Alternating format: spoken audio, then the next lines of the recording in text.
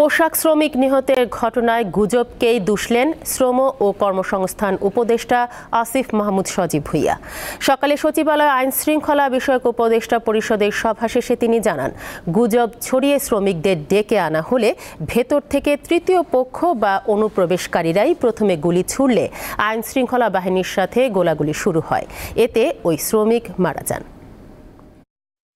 গুজব ছড়ানো হয়েছিল কারখানাগুলোতে যে আইন শৃঙ্খলা বাহিনী একজনকে রেপ করেছে এবং দুইজনকে খুন করে ডেড বডি ফেলে রেখেছে, এই ধরনের একটা গুজব ছড়ানো হয়েছিল। শ্রমিকদের মধ্য থেকে কোনো একজন অনুপ্রবেশকারী বা এরকম কেউ গুলি ছুঁড়েছিল।